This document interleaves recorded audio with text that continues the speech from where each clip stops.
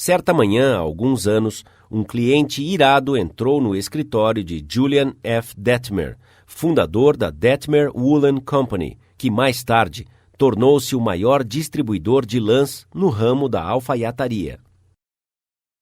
Esse homem devia a nós uma pequena soma em dinheiro, o Sr. Detmer explicou a mim. O cliente negou, mas sabíamos que ele estava errado. Então, o nosso departamento de crédito insistiu que ele pagasse. Após receber algumas cartas de nosso departamento de crédito, ele fez as malas, fez uma viagem a Chicago, correu ao meu escritório e informou-me que ele não ia pagar aquela fatura e que nunca iria comprar mais nenhum dólar de mercadoria da Detmer Woolen Company. Eu ouvi pacientemente tudo o que ele tinha a dizer. Fiquei tentado a interrompê-lo, mas percebi que isso seria uma má política. Então, deixei que ele falasse tudo. Quando ele finalmente se acalmou e se tornou receptivo, eu disse silenciosamente: "Gostaria de agradecê-lo por ter vindo a Chicago para me contar sobre isso. Você me fez um grande favor, porque se o nosso departamento de crédito o irritou, ele pode irritar outros clientes, e isso seria muito ruim.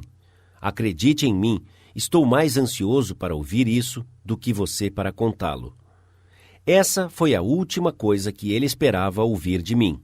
Eu acho que ele ficou um pouco desapontado, porque ele havia vindo a Chicago para me dizer uma coisa ou outra, mas aqui estava eu lhe agradecendo, ao invés de discutir com ele. Eu o assegurei que cancelaríamos a despesa de nossos livros contábeis e que o esqueceríamos, porque ele era um homem meticuloso que cuidava de apenas uma conta, enquanto os nossos empregados tinham milhares de contas para cuidar. Portanto, ele tinha menos probabilidade de errar do que nós. Falei-lhe que eu entendia exatamente como ele se sentia e que se eu estivesse no seu lugar, eu me sentiria exatamente como ele. Já que ele não ia mais comprar de nós, recomendei-lhe alguns fornecedores de lã. No passado, costumávamos almoçar juntos quando ele vinha a Chicago, então o convidei a almoçar comigo neste dia. Ele aceitou com certa relutância, mas quando voltamos ao escritório, ele fez um pedido maior do que jamais havia feito. Ele retornou para casa mais calmo e queria ser justo conosco como havíamos sido com ele. Verificou as suas faturas, encontrou uma que estava extraviada e enviou-nos um cheque e com um pedido de desculpas. Mais tarde, quando a sua esposa o presenteou com um menino, ele deu ao filho o nome de Detmer, como o segundo nome, e continuou amigo e cliente da loja até a sua morte, 22 anos mais tarde. Anos atrás, um pobre menino imigrante holandês lavava os vidros de uma padaria depois da escola, para ajudar a sustentar a sua família. A sua família era tão pobre que, além disso, ele saía às ruas com uma cesta todo dia para catar pedaços de carvão que haviam caído no esgoto, onde os carros de carvão o descarregavam. Este menino, Edward Bock, nunca estudou mais de 6 anos durante a sua vida. Mesmo assim, eventualmente, ele se tornou um dos editores de revista mais bem-sucedidos na história do jornalismo americano. Como ele conseguiu isso? Essa é uma longa história, mas como ele começou, pode ser contado rapidamente. Ele começou aplicando os princípios que aparecem neste capítulo.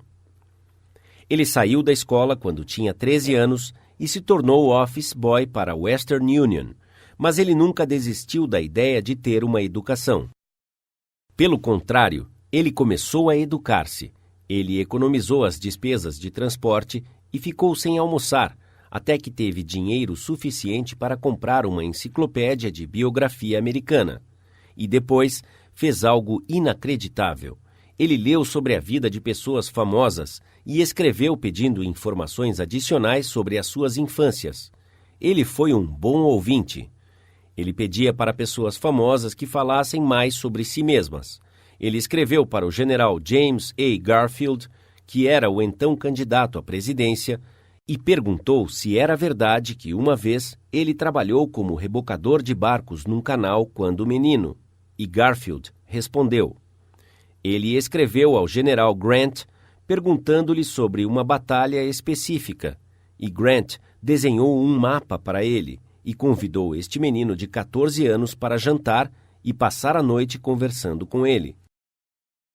Logo, o mensageiro do Western Union estava se correspondendo com muitas pessoas famosas da nação: Ralph Waldo Emerson, Oliver Wendell Holmes, Longfellow, a senhora Abraham Lincoln, Louisa May Alcott, General Sherman e Jefferson Davis.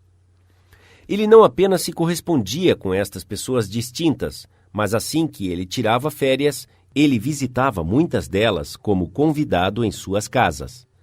Esta experiência lhe deu uma confiança inestimável. Eles, homens e mulheres, o moldaram em uma visão e ambição que deram forma à sua vida.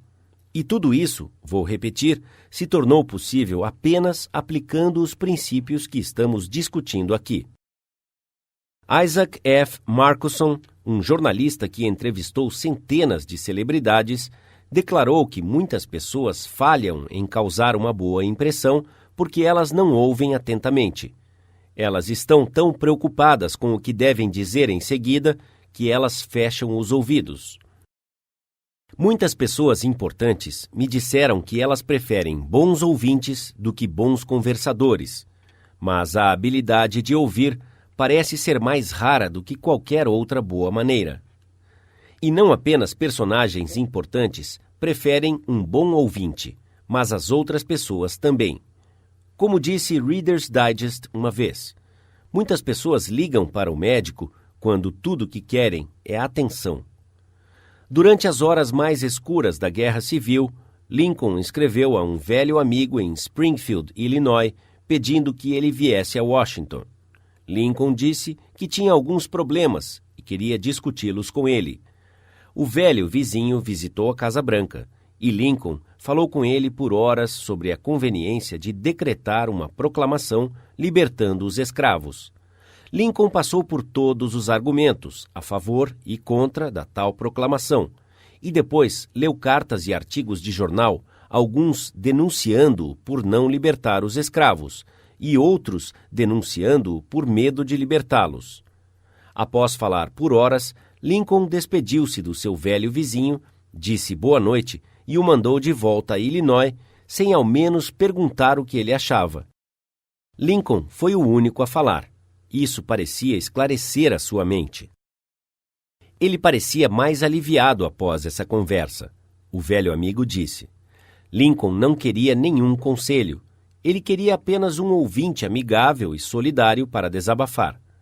Isso é o que nós queremos quando estamos com problemas.